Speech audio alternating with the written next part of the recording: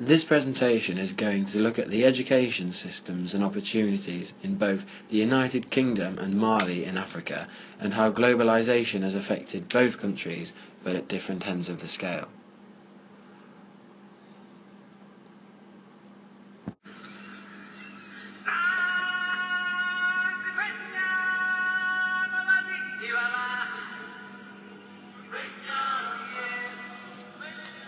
Education in the United Kingdom is compulsory for children from the ages of 5 to 16, whereas in Mali it is compulsory for children to go to school from the age of 7 to 16. The literacy rate in the UK currently stands at 99% for the whole population. In the UK that means that only 1 of 100 over 15s cannot read or write, represented by the green figure.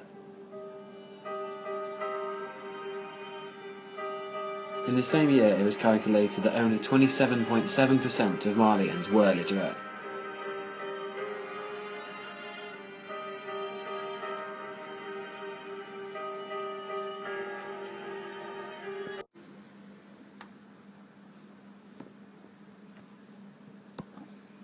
On average in the UK, there is 1 trained teacher to every 21 pupils.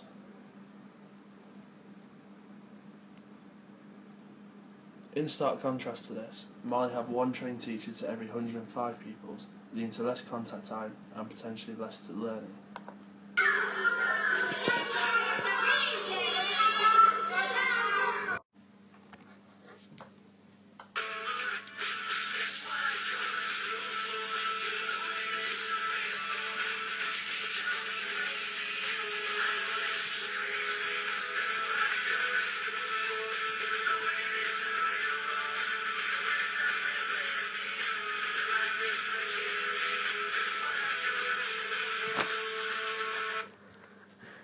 Mali's actual primary enrolment rate is low. In large, this is because families are unable to cover the costs of uniforms, books, supplies and other fees associated with attending a public school.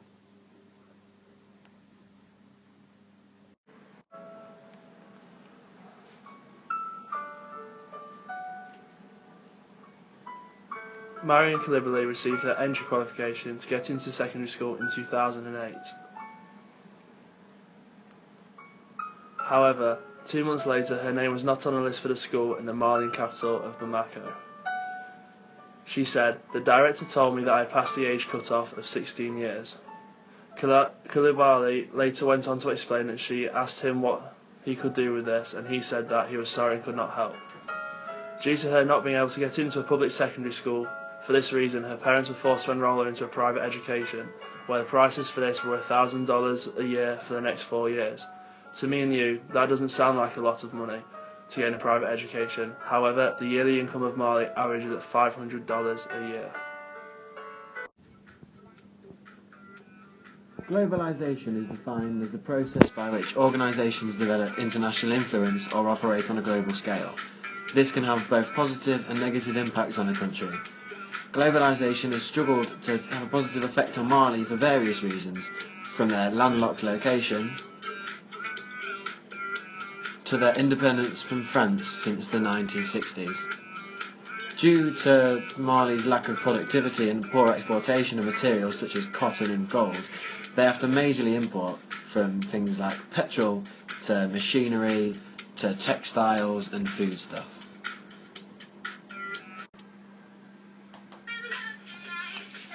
Next, we're going to look at how globalisation has affected Mali. Based on how rich the average resident of the country is, Mali is in the bottom 5. To put this into perspective, Qatar are top of the pile. The United Kingdom are 23rd. And even the smallest country on the list is in 136th, Tuvalu, which only has 10,000 people. Mali is 174th out of 177.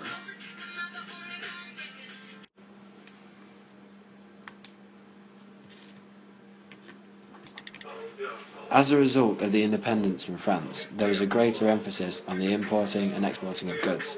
As a result, there is an overwhelming amount of use of the Niger River and industrialised areas, which in turn has seen a dramatic increase in pollution of the river.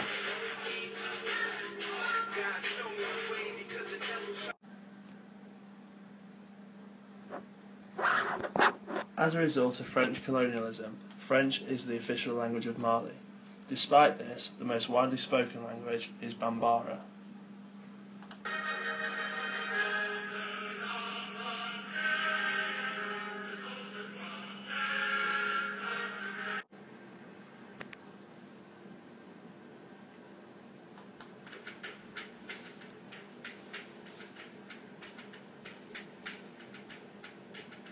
Mali has suffered with unemployment, poverty, droughts,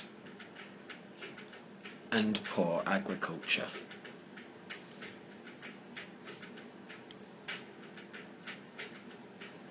Because so much time and manpower has to be spent producing food in Mali, minimal time is spent on developing technology and culture, furthering the negative impact globalisation has on the country.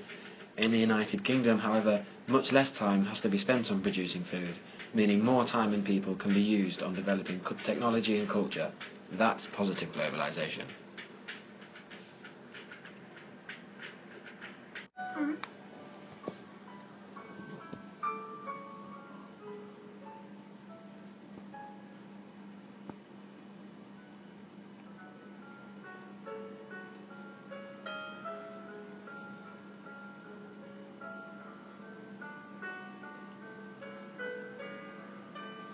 Life expectancy of those living in the United Kingdom is the 28th highest in the world at 81 years of age.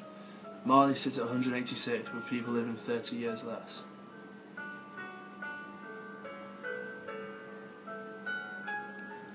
As mentioned before, 80% of the Malian labour force works in agriculture, whereas in the UK a minuscule of 1.4% of people do. Only 14% of people in the United Kingdom live below the poverty line, whereas 36% of Malians live below the poverty line. That's almost 3 times as many and over a third of their population. 87% of the people in the United Kingdom use the internet, and only 2% of those do in Mali.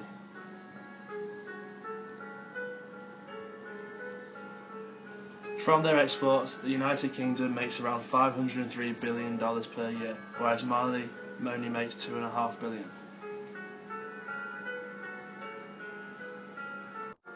So, how to solve a problem like Mali and its negative globalisation?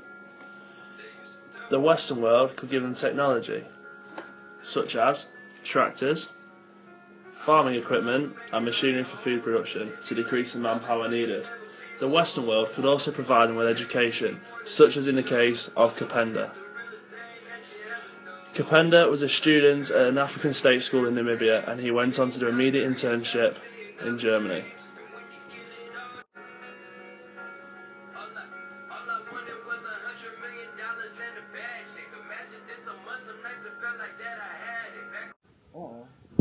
Do both. Western cultures can use our technology to educate those, like Mali, like Kapenda, and also teach them how to use the technology for agriculture in order to reduce the manpower and allow them to develop their own country. That is positive globalisation. When one culture, like the UK,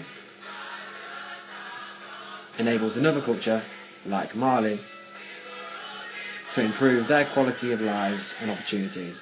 That's what would make the world happy.